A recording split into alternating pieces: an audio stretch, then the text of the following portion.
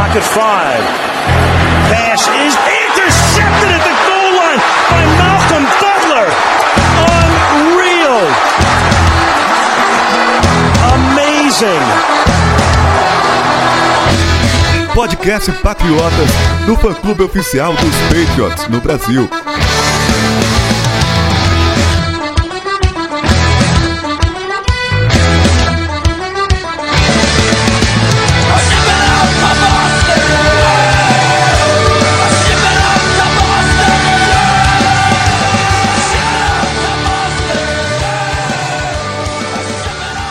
Sejam todos bem-vindos ao podcast Patriotas número 182. Eu sou o Felipe Von Zuben e tenho aqui comigo Sidney Torres. Fala Felipe, fala galera, e chegamos aqui para falar desse jogo dos Patriots, né, no Monday Night contra os Jets, e parece que esse time não vai perder mais na temporada, será que é isso mesmo? 11 dias, hein? 11 dias de espera entre um jogo e outro, e chegamos no Monday Night e um atropelo dos Patriots para cima dos Jets. Eu vou ser sincero, eu confesso que eu não esperava um jogo desse. Esperava muito mais problema. Óbvio que não para defesa. Defesa eu imaginei que seria bem no jeito que foi, mas pro ataque eu acho que a gente já vai falar disso, mas eu já consegui ver um pouquinho de melhor. Esses 11 dias acho que foram aproveitados e já deu uma melhora. Foi um jogo bem mais tranquilo do que eu achei que seria. Achei que a gente ia sofrer um pouquinho com esse jogo do ataque. Agora, Sidney, agora tem mais 2 jogos, né? Tem Browns e depois Ravens, e aí bye week, certo? Exatamente, mais 2 jogos aí pra botar a galera pra descansar, pra recuperar os machucados. Então dá o gás aí nessa reta final, né, dessa metade de temporada, pra ver se a gente chega invicto, né, na volta da bye. E agora a sequência começa a ficar boa aí. A gente vai falar já de Browns, mas a sequência começa a ficar bem interessante agora para esse Patriots aí, uns times um pouquinho mais calejados pra gente enfrentar e ver no que vai dar com esses caras. Sidney, vamos falar, temos aí Mohamed Sanu que chegou, tem Browns e tem esse jogo dos Jets que a gente tem que falar também. Então vamos pela ordem. Vamos começar falando de Patriots e Jets. Não vamos perder muito tempo, não é nem perder, né? Não vamos investir muito tempo nisso pra gente conseguir falar do Mohamed Sanu, que é óbvio que a gente quer falar dele, o novo recebedor dos Patriots. Mas cara, antes vamos dar um recado rapidinho dos super ingressos. Eles pediram pra gente avisar todo mundo que eles já estão com ingresso pro Super Bowl à venda. Calma, é caro. É só o jogo mais procurado do mundo, né? Não vou nem tentar enganar ninguém, tá caro. Mas a questão eles têm lá. Então se você tiver com uma grana sobrando, de repente assaltou um banco, alguma coisa assim, e dá pra ir, vai lá na Super Ingresso, que eles têm ingresso já pro Super Bowl pra vender. Você consegue dar uma olhada lá e consegue comprar, como a gente sempre fala, totalmente de boa comprar com eles, são parceiros nossos. Qualquer coisa avisa a gente que a gente também consegue falar diretamente com eles ali, beleza? Então se você, óbvio que eles têm jogo para temporada regular, vai ter ingresso para playoff, tudo de beleza, mas os para Super Bowl já tem liberado lá na Super Ingresso. Então se você quiser ingresso para os Patriots, ou para qualquer jogo da NFL, ou para qualquer show, para qualquer tipo de coisa que eles têm lá, vai no Super Ingressos. E lembrando que toda vez que você compra, clicando lá no nosso link aqui tudo, e vai comprar com eles, vocês ajudam o Patriotas a se manter ativo, porque eles são parceiros nossos.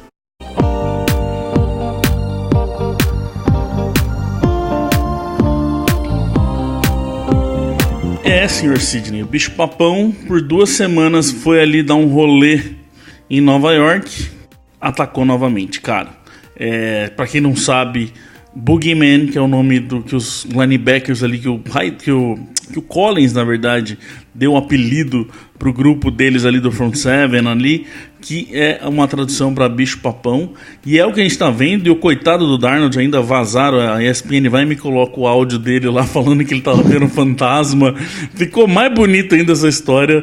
E como o próprio Bellatini colocou na coluna dele, fantasma, bicho-papão, os caras estão vendo de tudo. E mais uma vez o bicho-papão atacou um quarterback garoto de Nova York, né? É incrível, né? Tem uma estatística que fala que o Bill Belichick não perde para quarterbacks calouros ou de segundo ano, né? Segundo ano até já perdeu, mas ele não perde para calouros e quase não perde para segundo-anistas. E aí foi mais uma vítima, o Darnold. E nesse jogo foi aquilo que chamam de a tempestade perfeita, né? Porque pegou a melhor defesa da NFL, teve pela frente um dia horrível do Darnold. O Darnold não é tão ruim quanto ele jogou ontem. Ele teve talvez o pior jogo de um quarterback que eu já vi na minha vida. Então ele estava num dia horrível. E se ele tivesse tido esse dia contra uma defesa fraca, talvez tivesse conseguido alguma coisa, mas contra a melhor defesa da liga e uma das melhores da história em números, só não deu muito certo pra ele, não. Eu vi, não lembro exatamente o número, mas o rating dele de quarterback foi 3, alguma coisa. Eu acho que eu nunca tinha visto esse 3, alguma coisa para um rating de quarterback. Até o Luke Falk, que jogou o primeiro jogo, jogou melhor que ele. Teve 40 e poucos de rating e o coitado do Darnold ficou com 3. Mas, Sidney, o que a gente viu? Jogo muito parecido da defesa com o que eles fizeram contra os Giants e o que eles fizeram agora. Eles meio que falaram, quer saber? Vamos pôr pressão nesses moleques e vamos ver o que eles conseguem fazer. Foi muito do que a gente viu com o Darnold ontem. O que ele foi de pressionado deu dó. Agora, para eu complementar minha pergunta para você o Brady também teve muita pressão no jogo de ontem. Para vocês terem uma noção, a gente falou isso aqui da semana passada, de como o Brady não estava tendo tanta pressão como parecia. Ele tinha 28,6% de snaps na média. Esse jogo foi para 42,2%. Então a pressão do Brady subiu pra caramba. E aí você vê a diferença de um quarterback. Não vou nem falar de Brady para Darnold. De um quarterback com mais experiência e um quarterback novo. Os dois trabalharam em pressão. Não foi, o Darnold teve mais pressão, mas a do Brady foi grande também. E a diferença de se acalmar, de conseguir trabalhar, né? Tipo, como jogar faz diferença, né? E esse jogo teve uma coisa interessante, né? Como você falou, o Brady foi mais pressionado do que vinha sendo, mas por outro lado ele não foi sacado. Então, assim, ele conseguiu se sair muito bem da pressão. A movimentação dele no pocket é uma coisa que a gente elogia aqui faz tempo e é chovendo molhado, mas o cara é incrível. Ele dá um passinho pra frente, um passinho pro lado, escapa do defensor. Às vezes ele solta a bola com um milésimo de segundo antes do cara bater no braço dele. E ele não conseguiu, os Jets não conseguiram sacar o Brady ontem, apesar de toda a pressão. Então, mas isso é um fato que a OL precisa trabalhar, né? A gente já falou que essa OL não tá bem. Eu acho ainda que ela vai se acertar com o tempo. Eu ainda tenho esperanças de que o Isaiah Wynn possa voltar, mas a OL tá um pouco atrasando essa equipe, né? Além dos desfalques que a gente teve nos recebedores, o jogo da OL não encaixou tão bem, não. E a gente falou aqui na semana passada também como os números da OL não eram tão horríveis e tão longe do que a gente estava vendo do ano passado. Esse jogo sim teve uma queda, tanto que dos 5, somente o Thurston teve nota positiva pelo Pro Football Focus, o resto tudo teve nota negativa. E para eu dar o número certinho, foram 42,2 snaps do Brady sob pressão e o do Darnold foi 48% dos snaps. Então não é tão mais assim não. Você vê a diferença que faz de como a cabeça, a experiência muda o negócio.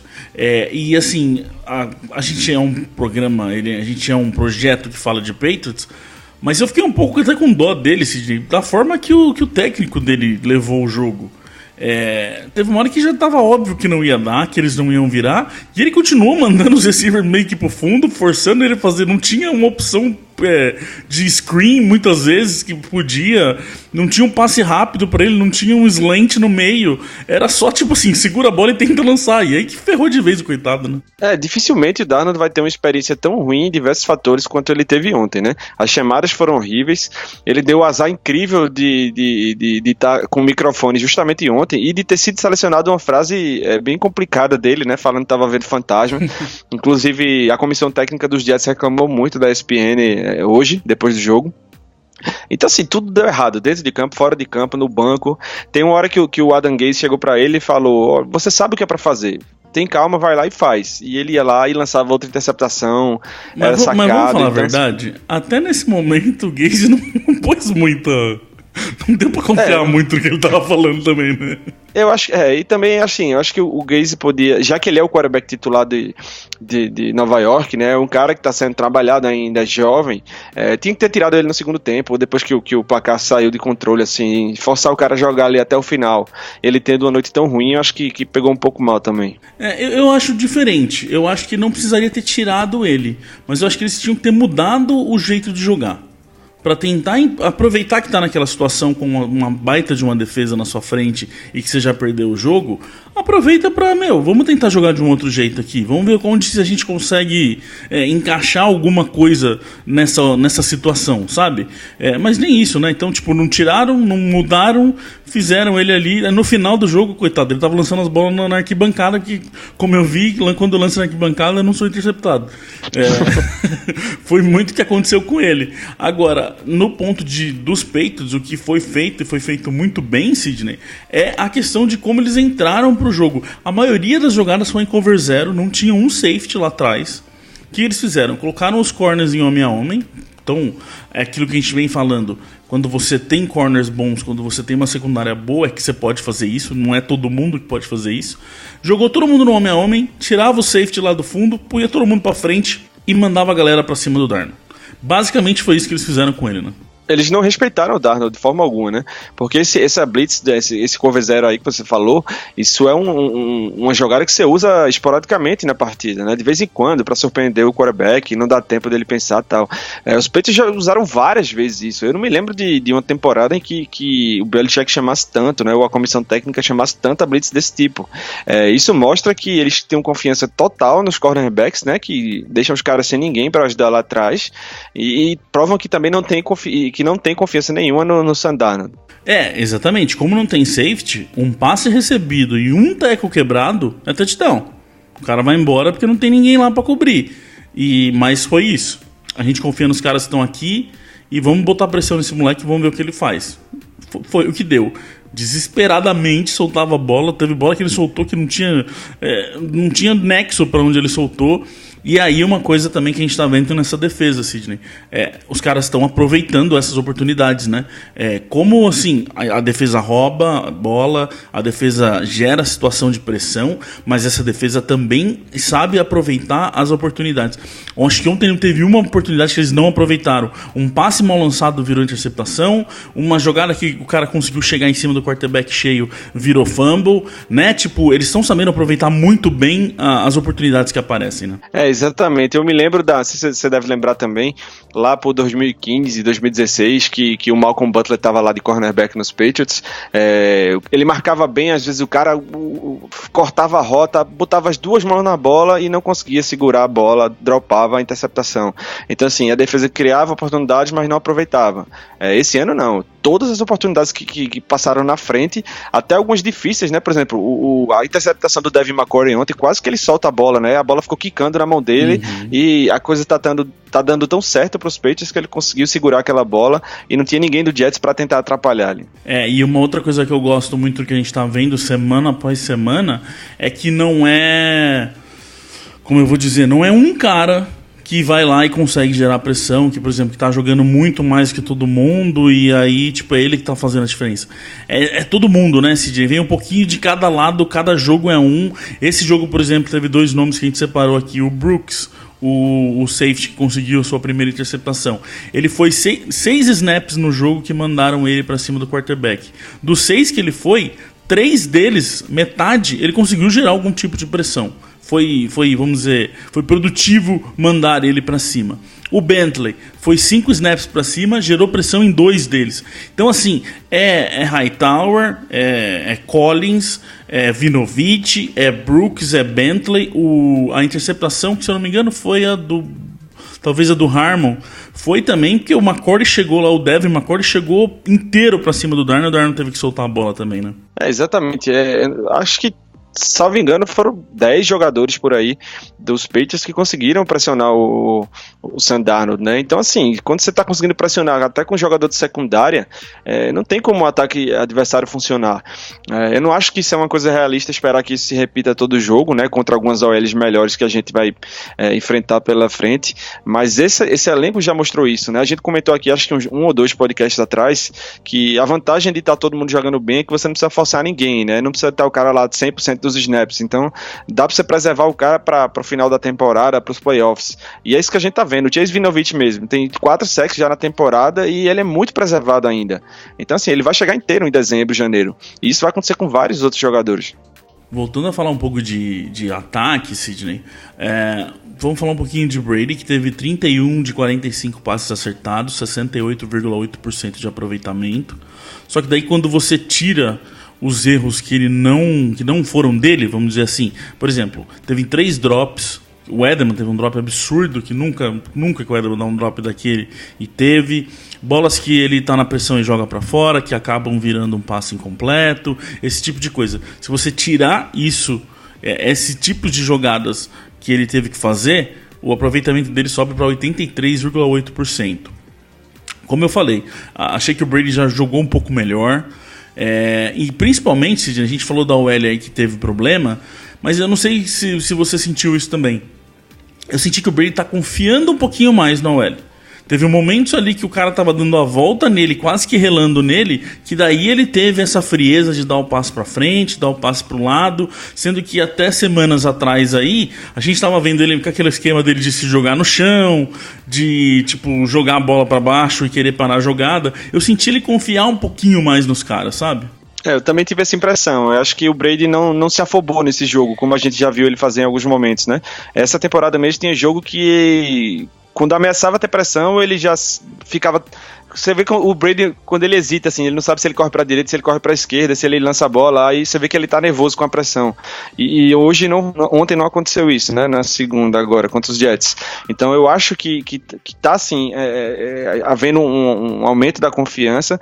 Ele não foi sacado, então, assim, quando você pressiona, mas você não tá dando porrada no quarterback, é melhor pro quarterback, ele consegue se manter mais equilibrado, né, porque se mais pressões dessas dos Jets tivessem virado sacks, talvez ele não tivesse tanto conforto ali para ter esse comportamento de confiar um pouco mais na OL. Então até isso ajuda também. E não vamos esquecer também da questão idade, né? Exatamente, ele não pode estar levando porrada, né? Então, assim, o fato dele não ter sido sacado ontem, mesmo sendo pressionado, eu acho que ajudou ele a ter mais confiança. Uma coisa só que me preocupa, que entra nessa questão do problema do jogo corrido, que a gente tem que falar de novo, que ainda não se acertou de vez, é o número de passes que ele está fazendo. Ontem foram 40... Eu tô falando ontem porque a gente tá gravando na terça, tá? Então se você tá ouvindo esse programa da quarta pra frente, vai ficar estranho. Nesse Monday Night ele teve 45 passes que ele fez.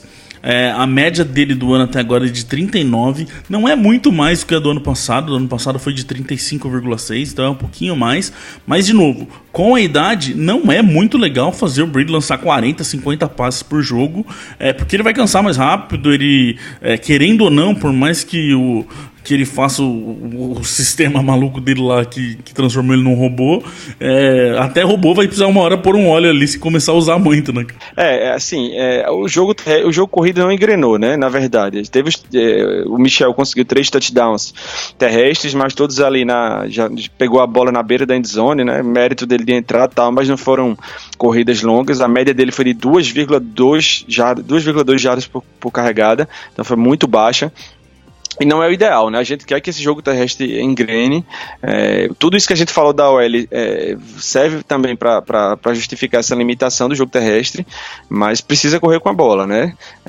O Brady não pode estar lá no shotgun toda hora lançando a bola, por tudo isso que o Felipe já falou, da idade e tal. Então é alguma coisa que eles têm que dar um jeito de encaixar melhor esse jogo corrido. E o jogo corrido foi bem o que a gente falou do que está acontecendo nessa última semana. Eu fiz aquele texto dos números da Red Zone que mostrou que na Red Zone o jogo corrido vai melhor do que o do ano passado. Melhor ou igual. E foi o que a gente viu. Quando chegou na Red Zone o jogo corrido entregou, foi lá e fez os touchdowns que precisava. Só que fora, no resto do campo, não está rolando. Isso é mais do que óbvio. E, como a gente falou, essa questão física atrapalha. E também a questão de estratégia, como eu venho falando nas últimas semanas aqui. A gente perde a função do play action perde a potência dele e faz com que as coisas fiquem mais complicadas. A gente já vai falar aqui do Mohamed Sanu, pra gente tentar entender como que ele entra nesse time, mas com Sanu, sem Sanu, com quem for, o jogo corrido precisa dar uma ajeitada. E muita gente pergunta pra gente no Twitter, Sidney, o que a gente imagina que se pode chegar mais alguém nesse time. Acho que assim, até mais do que Tyrande, talvez o que eles devem estar é procurando um OL que consiga de repente chegar lá e mudar um pouco esse jogo corrido, porque tá fazendo muito problema. De novo, o Michel não tá bem, ele não consegue quebrar tackle, várias coisas influenciam, mas a OL não vai bem, a OL não consegue empurrar pro jogo corrido, e isso é um problema grande.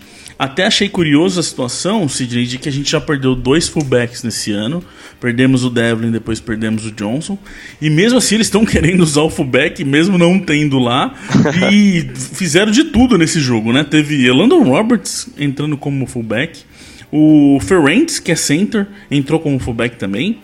O que mais? Tem mais. O Ben Watson entrou como fullback pelo menos uma jogada.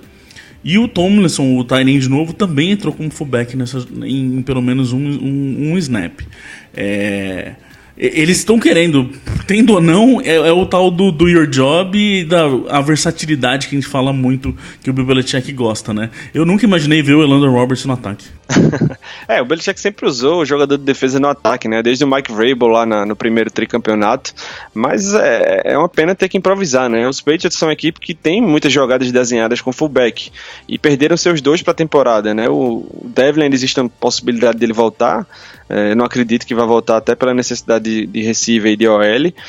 Mas, cara, o que eu tô sentindo falta desse ano, sabe o que é? Eu tô sentindo falta do Shaq Mason, cara. Cadê aquele Shaq Mason do ano passado, do ano retrasado, que fazia o pulo e saía bloqueando o linebacker safety lá na 10, 15 jardas na frente da linha, que segurava, abria caminho. O quanto o Sonny Michel correu atrás de Shaq Mason no ano passado, por exemplo.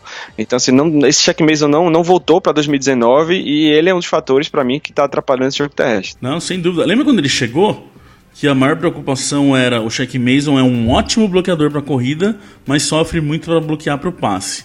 Aí ele evoluiu, conseguiu ser um bom bloqueador no passe, continuou bom bloqueador para corrida e agora caiu bem nas duas questões. Assim. É um problema assim que bem lembrado, não é só a ponta, não é só o coitado do Newhouse que leva todo o xingamento, mas sobra também muito pro Shaq Mason, que tá bem mal.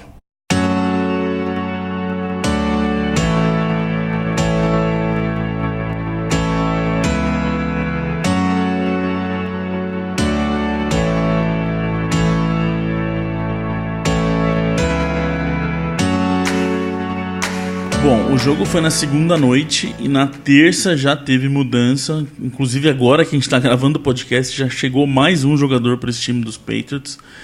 Temos alterações aqui. Os Patriots assinaram com o Justin Bethel, que jogava no Ravens, que é um jogador mais de special teams, né, Cid? Total cara de Belichick fazer isso, mas diferente das outras vezes, não é um cara desconhecido. Talvez a maioria não saiba por nome e tal, mas o que ele já fez em campo é de se pôr respeito, né? O cara já foi para 3 Pro Bowls, né? Ex-jogador dos Ravens, e inclusive o John Harbaugh, o técnico dos Ravens, falou que só dispensaram ele por conta do cálculo, né? Do cálculo para determinar as escolhas compensatórias. Que se você perde mais free agents do que você contrata, você ganha escolhas compensatórias, né? Então ele falou que, na opinião do John Harbaugh, ele é o melhor jogador de special teams da NFL, só que os Ravens estavam priorizando o picks, né? Ao invés de jogadores, principalmente que não special teams. E dispensaram ele, mas ele disse assim, que só fez elogios ao cara. Então é um cara que chega pra brincar ali, realmente, né? Fazer uma dupla com o Matthew Slater. E esses special teams dos Patriots que estão bem esse ano vão melhorar com ele, sem dúvida. Contratação total, cara, de Bill Belichick. Sobrou um jogador muito bom de special teams. Tá lá perdido, tá lá sem time. É óbvio que o Bill Belichick ia dar um jeito de pegar o cara. Óbvio.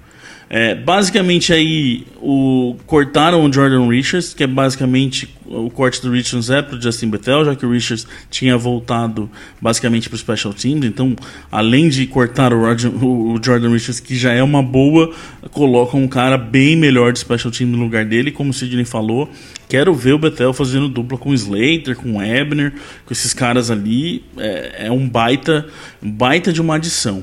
E chegou também o nosso querido Mohamed Sanu. Até o momento que a gente está gravando, não sabemos quem será o cortado para entrar o Sanu, porque sim, os Patriots precisam cortar mais um jogador para o Sanu entrar.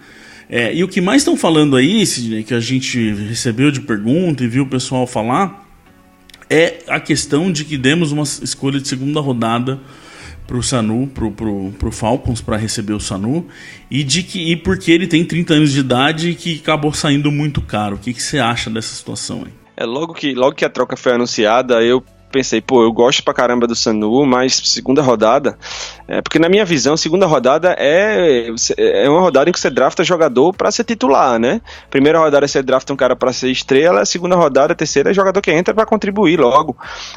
Então, assim, na hora eu achei caro. Só que tem vários fatores que você tem que considerar aí, né? O Sanu tem 30 anos, tudo bem, mas ainda tá jogando em alto nível, ele tem 2 anos de contrato ainda, ou seja, essa é a temporada 2019 e a temporada 2020, ou seja, os Patriots vão ficar com ele por 2 temporadas. O cap hit dele é baixo para um jogador dessa qualidade. Em 2019 agora é 3 milhões e 700 mil apenas o cap hit dele, e no ano que vem 6 milhões e 500. Então, assim, os Patriots, assim, não tinham tantas opções de recebedor que pudessem trazer por conta dessa limitação do cap, né? O time já estava meio apertado. Então esse, sem dúvida, foi um fator que foi pesado. E tem outro que, assim, não sei se é muito fria essa análise, mas que nos últimos anos os Patriots desperdiçaram várias escolhas de segunda rodada, né? Jordan Richards, Cyrus Jones, Tavon Wilson, Duke Dawson, ninguém deu certo, todos escolhidos na segunda rodada, todos os defensive backs, esses que eu falei.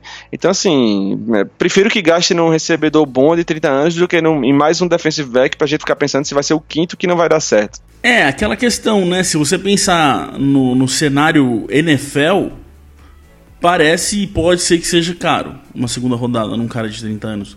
Mas no cenário Patriots, como você falou aí, do retrospecto que a gente tem de jogadores de segunda rodada, do que a gente fez com a segunda rodada, acaba que não é muito. No nível Patriots dos últimos anos, não é um problema gigante assim. E tem uma outra questão, Sidney, é que assim, não é porque a gente deu essa segunda rodada que a gente tá ferrado no próximo draft. A gente ainda tem 12 escolhas, sendo uma de primeira e 2 de terceira. Com 12 escolhas, o Belichick, com aquelas mágicas dele, consegue transformar numa segunda rodada de novo fácil, né? E essa de segunda rodada que a gente deu era final de segunda rodada, né? Seria sem dúvida uma das últimas escolhas de segunda rodada, quase de terceira, então. Então, assim, não é uma escolha número 33, por exemplo, é lá pro finalzinho da segunda rodada. E tem outros fatores também que não deu pra falar da primeira vez. Você pensa assim, Brady tem 42 anos, né? Qualquer momento pode ser a última temporada dele. E você traz um cara que você sabe que vai contribuir logo, né? Porque jogador de draft não existe garantia. Você traz o cara na esperança de que ele vai contribuir, mas muitos, inclusive, de primeira rodada não dão certo. Então é uma aposta que você faz. O Sanu não é uma aposta, ele é um cara que é estabelecido na NFL. Então, assim, e tudo vai depender também de como ele produzir, né? Se ele for mais um recebedor veterano que chega e tem dificuldade de pegar o playbook, não consegue se encaixar no ataque, não consegue desenvolver um nível de confiança com o Brady, aí vai ficar bem pesada essa escolha de segunda rodada. Mas se o Sanu entra e começa a receber bola todo jogo, começa a criar problema para as defesas, aí ninguém vai lembrar dessa escolha. E segundo o Pat Scap, o Miguel, nosso parceiraço, ele já fez os cálculos dele. Normalmente o cálculo dele é bem acertadinho. Pelos cálculos dele, já com o corte do Richards, com a chegada do Sanu e a chegada do Bethel, a gente tem 2,9 milhões no cap. Então tá dentro ainda do que a gente precisa. Agora vamos falar um pouquinho dessa questão Sanu, Sidney. O que ele traz para o time e como que a gente pode ver ele ser usado nessa história toda. Para mim, a gente acabou de falar uma palavra aí que é também uma outra palavra, talvez seja uma questão secundária, mas eu acho importante de lembrar que é a versatilidade que o Sanu traz. Um jogador que jogou de quarterback no high school, que foi selecionado como safety, inclusive fez Rutgers e com McCord, com Harmon lá, a galera toda de Rutgers. E tem essa versatilidade. Ele tem, tirando a questão de wide receiver, ele tem 40 corridas na carreira para 2 touchdowns, coisa que os Patriots gostam muito de fazer. Colocar ali um jet sweep, umas coisas malucas dos receivers passando e tal. E ele tem 8 passes na carreira, acertou 7 e marcou 4 touchdowns lançando a bola. Cara, é secundário, como eu disse, mas a gente vê os Patriots aprontar umas paradas dessa que não é ruim ter mais um cara lançando essa bola, né? Os Patriots normalmente fazem o double pass com Edelman, vão fazer o triple pass agora, Edelman, Sanu e Brady, né? Mas assim, o Sanu, se você entrar no ataque alinhado com Edelman, Gordon e Sanu, são 3 caras que podem alinhar em qualquer posição de wide receiver, que podem correr quase qualquer rota de wide receiver, então assim, dá para o McDaniels brincar. O Sanu não é um recebedor mediano, assim, qualquer da NFL. Se você olhar, nas últimas 3 temporadas, ele é o 4º jogador com mais jardas saindo do slot. Ou seja, na NFL inteira só tem 3 jogadores que de 2016 para cá tiveram mais jardas que ele partindo do slot, que são Jarvis Landry, Larry Fitzgerald e Sterling Shepard, ou seja, ele é o 4º. Então ele é um cara que produz, ele é um cara que vem somar realmente, na minha opinião, para esse ataque. Eu tô enxergando, para mim tem uma historinha aí a ser contada de como que chega no Sanu. Primeiro que os Patriots gostam dele desde o draft, tá? Estão de olho nele desde o draft, isso já é uma questão. E pra mim, a historinha começa como? Vê se o que você acha disso tudo, Sidney. Os Patriots perderam o Gronkowski e não conseguiram encontrar um tight end que eles queriam que faça, e não conseguiram, e talvez nunca mais consiga fazer o que o Gronkowski fazia. E a gente já falou aqui 1 milhão de vezes como o Brady gosta e como o Brady acostumou a jogar com um cara grande e veloz ali perto da linha. Isso estava claro que os Patriots começaram a trabalhar, ir atrás de caras maiores para esse ano. Tanto que trouxeram o N'Keal Harry, que é um cara mais grandão, tem o Gordon, que é um cara mais grandão, e agora traz o Sanu, que também tem esse tipo físico de um jogador maior. Ele tem quase 2 metros de altura, para você ter uma noção. Então, onde que eu vejo isso tudo? O Sanu sendo... Tanto que muita gente perguntou pra gente, será que a vinda do Sanu quer dizer que o Gordon tá fora da temporada? Pra mim, a vinda do Sanu não tem a ver com o Gordon. Pra mim, a vinda do Sanu tem a ver com o Edelman. Por quê? O Gordon, a gente viu o Gordon sofrer. A gente vem falando bastante aqui nas últimas semanas que o Gordon está tendo problema de separação. E a gente já explicou também que o Gordon não está sendo usado como recebedor X ali, aquele cara que está na linha de scrimmage, que tem uma função mais direta. Os Patriots estavam tentando colocar ele em slot, em Z, muito por isso, para ver se o Brady tem um cara mais perto da linha maior. Então a vinda do Sanu para mim faz com que o Gordon não precisa ser mexido tanto assim. O Edelman trabalhe mais como o oposto, como o Z. E tem o Sanu como slot, um cara mais perto da linha. E um cara maior que faz rota muito bem e que tem uma mão muito boa. Não é dizer que o Sanu é o novo Gronk, mas meio que tentar simular ter um cara maiorzão ali perto da linha, sabe? Até porque se a defesa tiver em zona, quem vai pegar ele ali no meio é um linebacker, é um safety. Então, seria o matchup que você teria com o tight end. E como a gente sabe, os tight ends dos Patriots não estão funcionando. Mas eu acho que isso faz sentido, mas não é só isso, porque os Patriots tentaram trazer o Sanu em 2016 também, não conseguiram trocar com os Falcons. Tentaram agora antes do draft desse ano, na off-season. Então, assim, já é um desejo antigo dos Patriots. Tudo isso que o Felipe falou tem sentido, só que o desejo dos Patriots pelo Sanu vai além disso, né? Eles já queriam trazer ele há mais tempo, só agora conseguiram. Sim. Não tô falando aqui assim, porque não tem Gronk que foram atrás do Sanu. Mas é meio que tipo assim, tentar ter de volta um cara maior e mais rápido ali, que faz rota muito bem, ajuda muito na corrida, ele bloqueia muito bem também. Então, eu tô curioso de ver. É óbvio que tudo que a gente está falando aqui não vai acontecer, porque os Patriots colocam um cara de tudo quanto é lugar. Os caras colocam o Devlin como X. Então, mas na questão mais simples ali, vejo muito como Gordon e Dorsett mais como um cara, como um recebedor X. Edelman e Meyers mais como um cara Z, e o Sanu mais como um slot, que não tinha muita gente ali. Tava sendo o Odzelski. A gente falou isso no Twitter, algumas pessoas não entenderam. Não é que a gente acha que o Odzelski é ruim, é que não tem, ele ainda não tá pronto para ser um cara que entra muito no ataque. A diferença de você pôr um Odzelski no slot e pôr um Sanu no slot é absurda a diferença. Então vamos ver o que vai acontecer. Eu gosto da vinda, acho que pode encaixar bem, acho que, principalmente, Sidney, quero ver o quanto o Gordon vai voltar a evoluir se isso realmente acontecer. Se ele voltar a ser um recebedor mais como ele foi o ano passado, de posicionamento, sabe?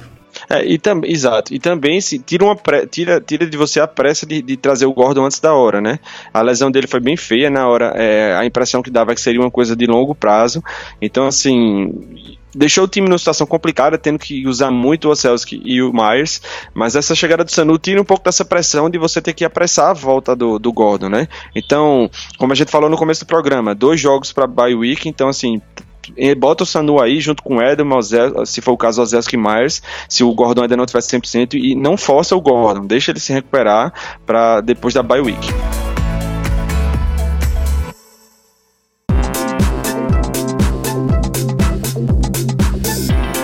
Foram 11 dias entre Giants e Jets e agora são 6 para chegar nesse Cleveland Browns de domingo, jogo das 5h25 aqui no Brasil, com transmissão na ESPN. Sidney, como eu disse, a questão já começa a ficar um pouquinho mais diferente. Não que o Browns seja o time que todo mundo achou que eles seriam antes da temporada começar, mas também não é um time horrível. É um time que tem suas questões, tem suas coisas boas. Vou passar aqui alguns dados dos Browns para vocês terem uma noção. Ó. O ataque do Browns é o 16º passando a bola, então tá bem no meio ali da liga. 13º correndo com a bola. 14º que mais sofreu sec. A defesa deles é a 6ª melhor contra o jogo aéreo, a 30ª pior contra o jogo corrido e a 9ª melhor fazendo sacks. Então a gente já vê aí, Sidney, que a 6ª melhor contra o jogo aéreo e a 30ª pior contra o jogo corrido, de novo, volta no que a gente estava falando agora há pouco. O jogo corrido tem que acontecer nesse jogo, porque não só vai ajudar o Brady, como também é um bom caminho para se jogar esse jogo, né? Esses números pedem para os Patriots correrem com a bola, né? O desafio será saber se eles vão conseguir, porque até agora não tem conseguido. Mas quando você vê que não é defesa de meio de tabela, né? É a penúltima da NFL contra o jogo corrido. Então você tem que fazer esse jogo corrido funcionar. Vai ser mais uma semana de preparação, de entrosamento aí com o Newhouse e com o Ted Karras, né? Que não eram titulares antes da temporada.